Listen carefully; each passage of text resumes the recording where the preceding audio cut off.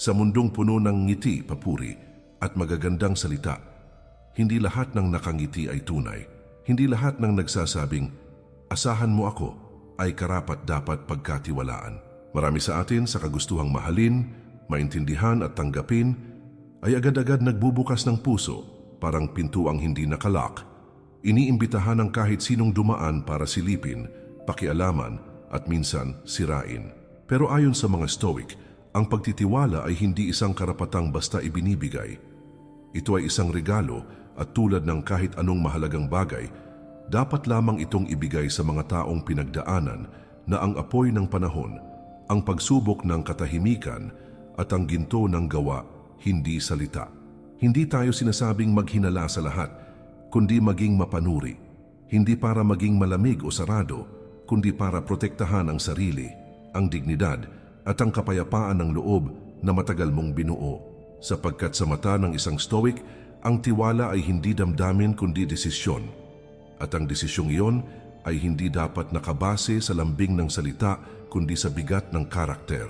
Kaya bago mo ibigay ang buong tiwala mo, bago mo hayaang pumasok sila sa pinakatago mong mundo, itanong mo muna sa sarili mo, ito ba ay taong karapat-dapat sa liwanag na dala ko?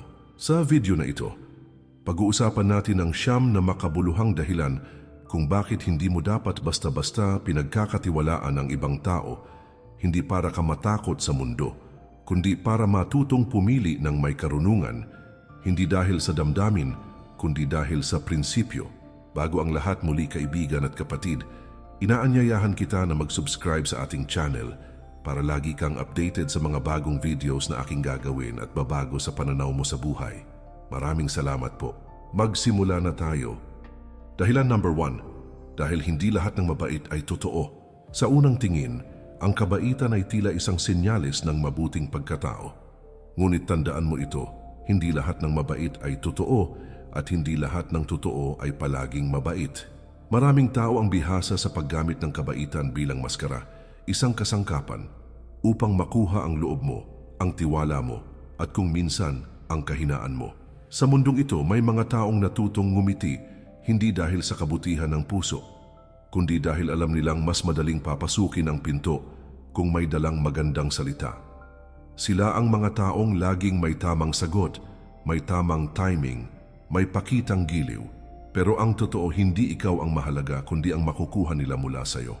Sabi ng mga Stoic, ang tunay na karakter ay nasusukat hindi sa harap ng tao, kundi sa likod nila. Ang taong totoo ay hindi kailangang maging palakaibigan sa lahat ng oras.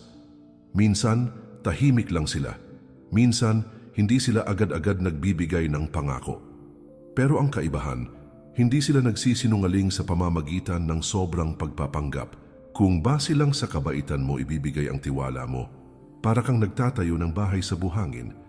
Maganda sa simula pero marupok sa katagalan. Hindi natin sinasabing huwag kang magpasalamat sa kabutihang ibinibigay ng iba.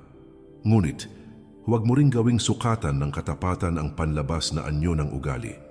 Dahil minsan, ang pinakamatamis na salita ang siyang ginagamit para lasunin ang loob mo ng dahan-dahan. Ang Stoic ay hindi mabangis pero mapanuri. Hindi agad tumatalon sa emosyon, kundi pinagmamasdan muna ang galaw ng panahon at katotohanan. Dahil sa dulo, ang kabaitan ay hindi sapat na dahilan para magtiwala. Ang mahalaga ay kung paano sila kumilos kapag wala silang nakukuhang kapalit sa iyo.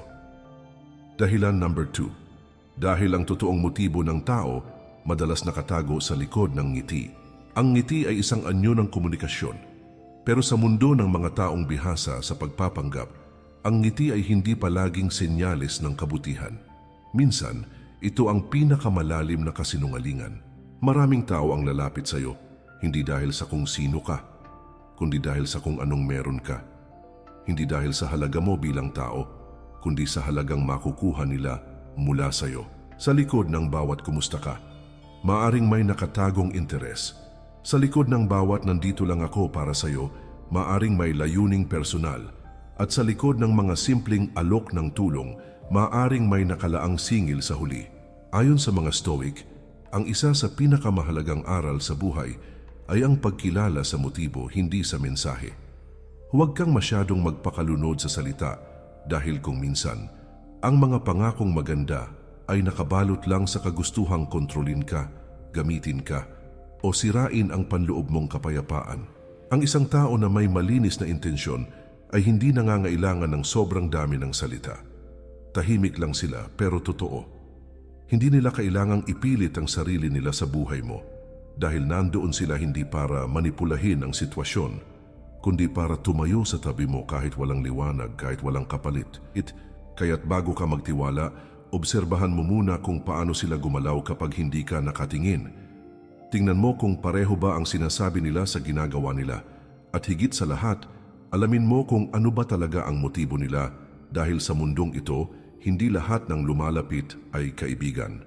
Ang Stoic ay hindi nagpapadala sa unang impresyon dahil ang unang impresyon ay madalas nililikha para itago ang mas malalim na layunin. Ang tunay na karunungan ay hindi ang pagiging mabait sa lahat, kundi ang paggamit ng isip upang malaman kung sino ang karapat-dapat sa puso mo. Sapagkat minsan, ang pinakamasamang sakit ay hindi galing sa kaaway kundi sa taong ngumiti muna bago sinaksak ang likod mo. Dahilan number 3. Dahil hindi lahat ng nakikinig ay nais kang unawain, minsan nais ka lang alamin para magamit laban sa'yo. Marami sa atin ang sabik na may makausap. Yung taong tahimik lang pero handang makinig, yung tila interesado sa mga kwento mong hindi mo masabi kahit kanino. At dahil dito, madalas tayong bumibigay, bumubukas, nagsisimulang maglabas ng mga lihim, sakit at sugat ng nakaraan. Pero ang tanong, kanino mo ito inilalabas? Hindi lahat ng tagapakinig ay may pusong handang umunawa. Hindi lahat ng nagbibigay ng espasyo ay tunay na ligtas. At hindi lahat ng nakakaalam ng kwento mo ay may hangaring protektahan ito. Sa Stoicism, mahalaga ang prinsipyo ng self-preservation. Ang kakayahang bantayan ng sarili sa gitna ng mga tukso ng emosyon. Ang matalinong tao ay hindi yung palaging bukas sa lahat, kundi yung marunong pumili kung kanino siya magbubukas. Dahil sa bawat sikreto mong ibinabahagi, may kapangyarihang iniaabot ka sa kamay ng kausap mo. Kapangyarihang maaari nilang gamitin para unawain ka o wasakin ka. Sa bawat kwento ng iyong kahinaan may panganib. Dahil may mga taong tila mahinahon at maunawain sa simula, pero ang totoo, naghihintay lang ng tamang sandali para ang mga nalaman nila ay gawing bala sa iyo sa tamang panahon. Sabi ng mga Stoic, be silent for the most part or speak only what is necessary and in few words. Hindi ito pagiging malayo sa tao kundi pagiging malapit sa sarili. Ang katahimikan ay pader na humaharang sa maling tao at tulay na nagdudugtong sa tamang pagkakataon. Kaya kung may nararamdaman kang urge na magsabi ng lahat-lahat sa isang taong bago mo palang nakilala, huminga ka muna. Tanungin mo ang sarili mo. Kilala ko ba talaga siya? O gusto ko lang may makinig kahit hindi ako ligtas?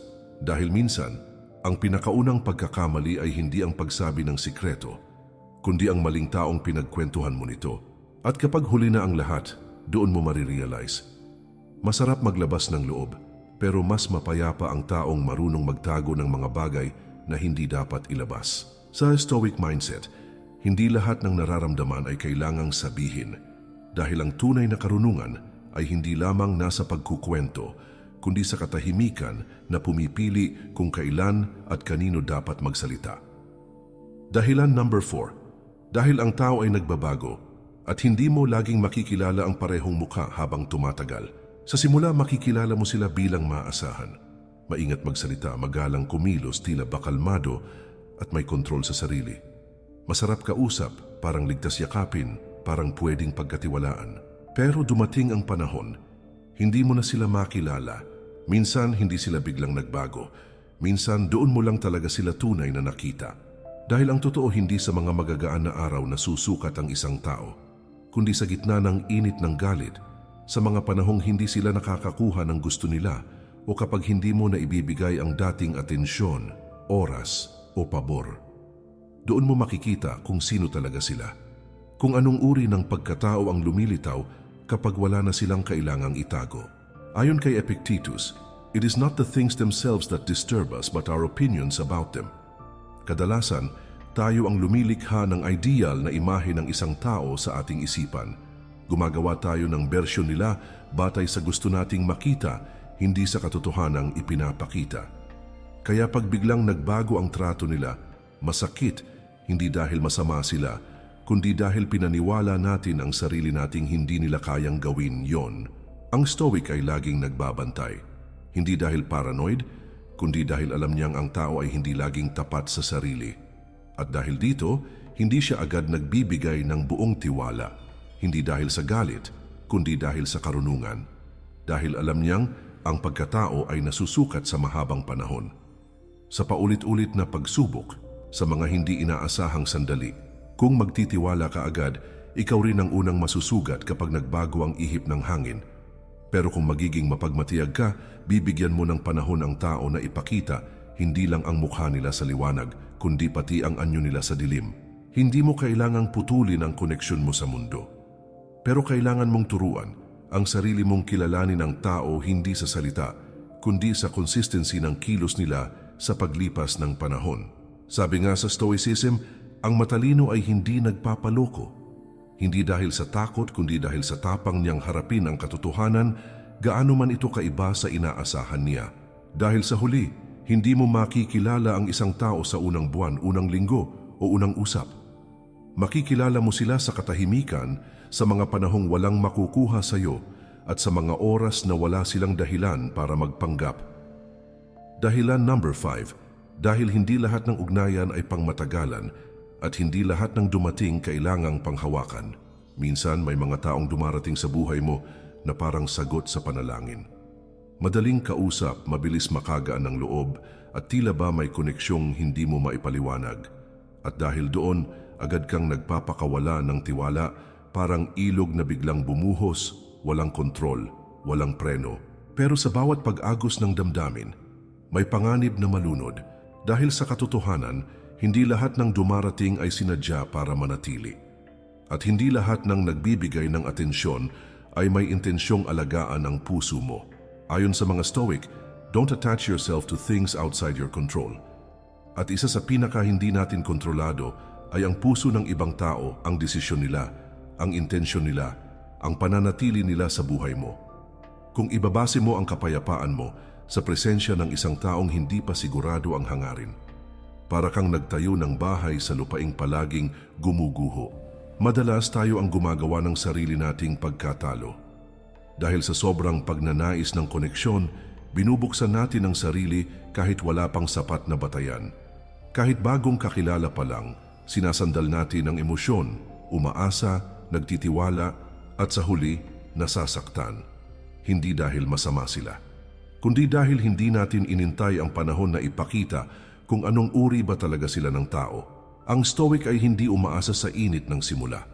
Alam niya na ang tunay na ugnayan ay sinusubok sa katahimikan, sa distansya at sa mga panahong hindi palaging masaya. Hindi siya agad-agad kumakapit dahil nauunawaan niya na ang mga bagay na pinipilit manatili ay madalas ang mga bagay na hindi talagang para sa iyo. Hindi mo kailangang iwasan ang lahat ng tao. Pero kailangan mong turuan ang sarili mong huwag ibuhos ang buong tiwala sa mga ugnayang hindi pa hinog sa panahon. Hindi lahat ng maganda sa simula ay maganda rin sa dulo. At hindi mo kasalanan kung may umalis. Ang kasalanan lang ay kapag pinilit mong panatilihin ang isang bagay na hindi na dapat ipinaglalaban.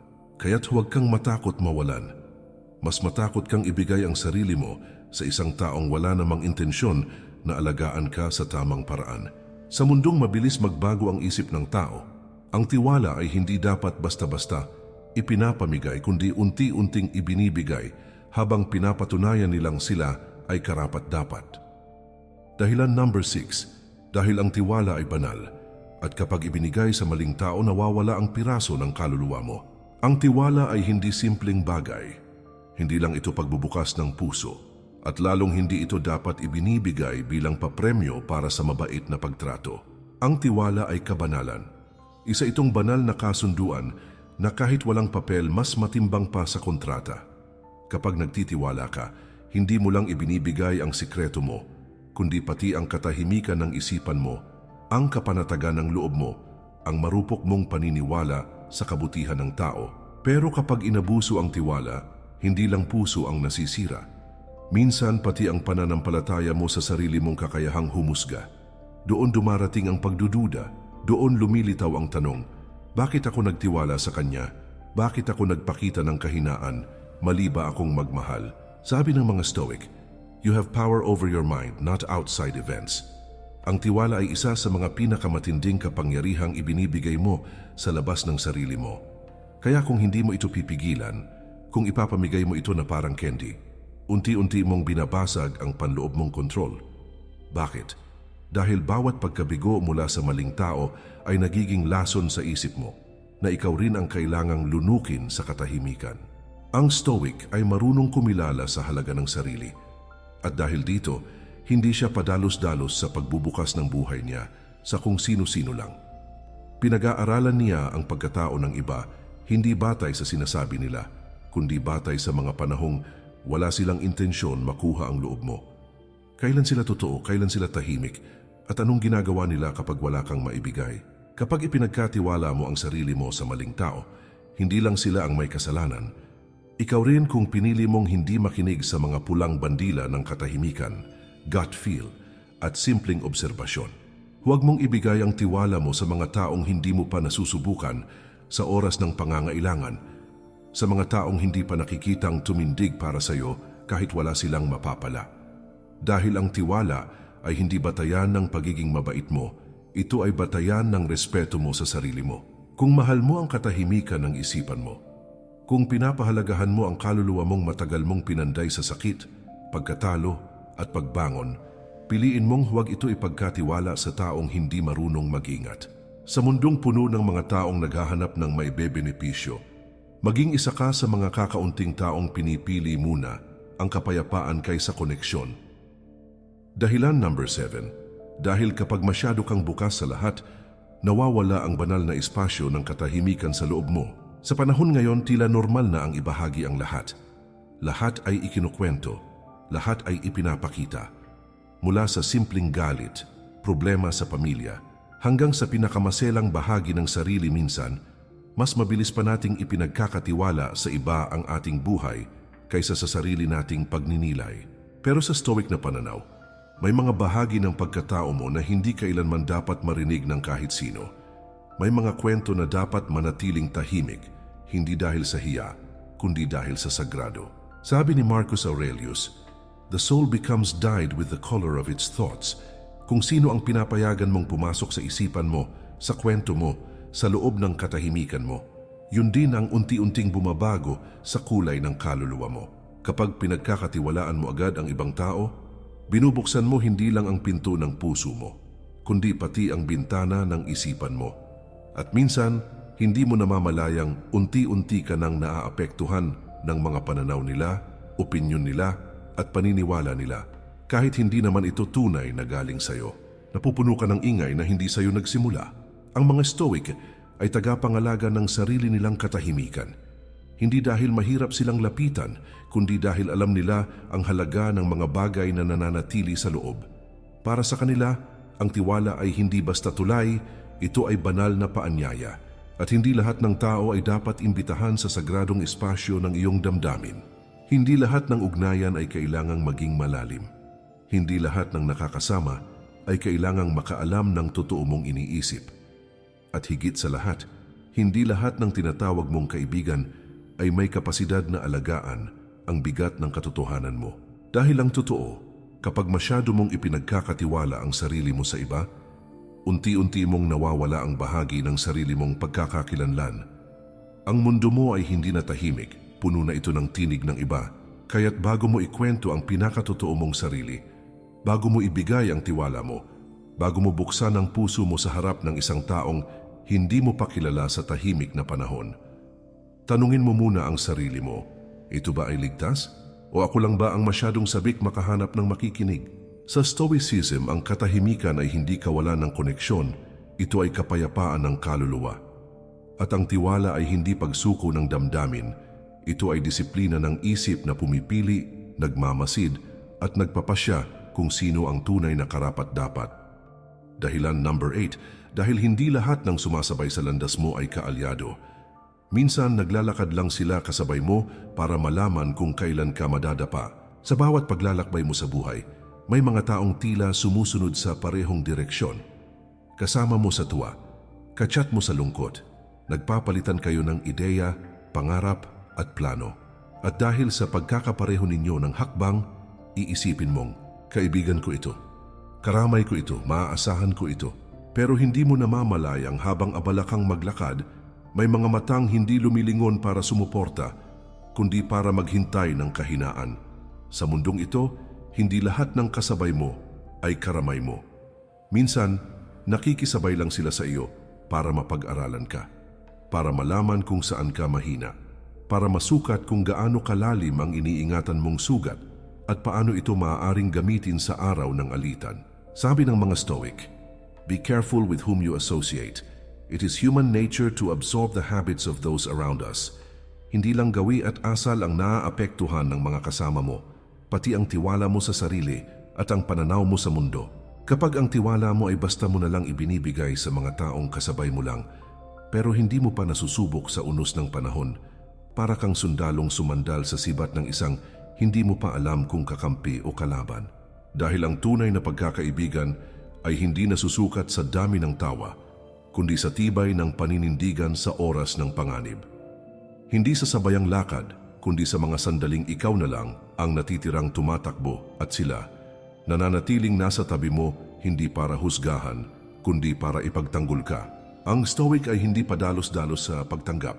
Alam niyang ang mga peking kaibigan ay mas mapanganib kaysa hayagang kaaway. Dahil ang kaaway kita mo ang galaw, pero ang huwad na kaibigan nakangiti habang unti-unting tinatanggalan ka ng balanse. Hindi mo kailangang maging mapag-isa, pero kailangan mong matutong mamili kung sino ang dapat makasabay sa paglalakad ng buhay mo. Hindi dahil sa takot, kundi dahil sa pagmamahal mo sa katahimikan at sa kapayapaan ng iyong konsensya. Sa Stoicism, ang pagsasala ng tao sa buhay ay hindi pagiging mapagmataas. Ito ay pagpapakita ng respeto sa sarili na hindi lahat ay may puwang sa tinatawag mong loob. Dahil kung hindi mo pipiliin ang kasabay mo, sila ang pipili ng direksyon mo. At baka pag napagod ka na, saka mo lang mapapansin wala ka na sa landas mo at kasama mo ang taong unang umalis nung ikay nadapa. Dahilan number 9, dahil minsan ang taong pinagkatiwalaan mo ng buong puso, sila rin ang magtuturo sa iyong maging sarado. Walang mas masakit kaysa sa pagkakanulo ng taong minsan mong pinaniwalaan. Yung taong hindi mo lang binigyan ng tiwala, kundi ibinukas mo ang buong pagkatao mo, ang kahinaan mo, ang mga lihim mong ayaw mo sanang ibunyag, ang mga panaginip mong pinakatago sa ingay ng mundo. At sa huli, sila rin ang gagamit ng lahat ng iyon laban sa iyo. Minsan ang pinakamatinding pagod ay hindi mula sa trabaho, hindi mula sa mundo, kundi sa pagpupumilit mong ayusin ang damdaming winasak ng isang taong sinandalan mo. Sabi ng mga Stoic, "We suffer more in imagination than in reality." At totoo nga, dahil pagkatapos ng pagtataksil, ikaw na ang gumagawa ng tanikala sa sarili mong isipan. Dahil bawat tiwalang nawasak ay nag-iiwan ng marka. Hindi mo kasalanan ang magmahal, hindi mo kasalanan ang magtiwala. Ang pagkakamali lang ay kapag binura mo ang buong pagkatao mo dahil sa pagkabigo ng iilan. Ang Stoic ay hindi sarado, pero marunong siyang magbantay. Alam niya na ang puso ay hindi laruan at ang isipan ay hindi basurahan ng panandali ang tao. Kaya't bago siya magtiwala muli, inaabot niya ang katahimikan at doon siya nananahan. Dahil sa gitna ng lahat ng ingay, sa gitna ng lahat ng sayang, dapat pala, at hindi ko na uulitin, may isang bagay na hindi pwedeng mawala. Ang dangal mo. Maari kang maloko, masaktan, malugmok. Pero kapag pinili mong tumayo, manatiling buo at matutong hindi agad magbukas ng sarili, iyon ang tunay na tagumpay, hindi dahil naging matigas ka, kundi dahil pinili mong maging matatag. Ang Stoic ay hindi naging bato. Naging karunungan siya na nagmula sa apoy ng pagkadurog. Kaya kung ngayon may iniiyakan kang tiwalang sinayang ng iba, pahintulutan mong maramdaman ito, pero huwag mong hayaang dito magwakas ang kwento mo. Ang tiwala ay banal, at ikaw ang tagapag-ingat ng kaban ng iyong sarili. Sa susunod, piliin mong maging tahimik, maging mapanuri, at higit sa lahat maging tapat sa sarili bago sa iba. Ang tiwala ay parang apoy. Kapag inilagay sa tamang kamay, nagbibigay ito ng init, liwanag at buhay. Pero kapag ipinasa mo ito sa kamay ng hindi marunong humawak, maaari kang masunog, matusta at maiwang abo. Maraming nagsasabi, ang mundo ay mas magaan kapag nagtitiwala ka. Ngunit ayon sa mga Stoic, ang mundo ay mas payapa kapag alam mong kanino ka lang dapat magbukas. Sa panahon ng mapagkunwaring koneksyon, sa gitna ng mga magagandang salita at huwad ng ngiti, ang karunungan ay hindi ang pagiging bukas sa lahat, kundi ang kakayahang piliin kung sino ang karapat-dapat sa loob mo. Hindi mo kailangang maging malamig. Hindi mo kailangang magtayo ng pader sa lahat ng tao. Ang kailangan mo lang ay bantayan ang pintuan ng puso mo gaya ng pagbabantay ng Stoic sa kanyang isip na may disiplina, pagninilay at tapang. Dahil ang kapayapaan ay hindi basta dumarating, ito ay pinoprotektahan.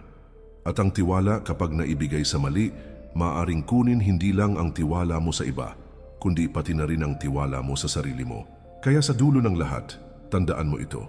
Hindi ka masama kapag naging mapili. Hindi ka mahina kapag natuto ka mula sa sakit. At hindi ka matigas kapag pinili mong unahin ang katahimikan kaysa koneksyon. Kaibigan at kapatid, muli inaanyayahan kita na mag-subscribe sa ating channel para lagi kang updated sa mga bagong videos na gagawin ko at babago sa pananaw mo sa buhay. Sa panahon na lahat ay gustong makialam, piliin mong maging tahimik. Sa mundong puno ng peke, piliin mong maging totoo, una sa sarili mo bago sa iba. Maraming salamat, mag-ingat po tayo palagi, at kay Lord lagi ang papuri.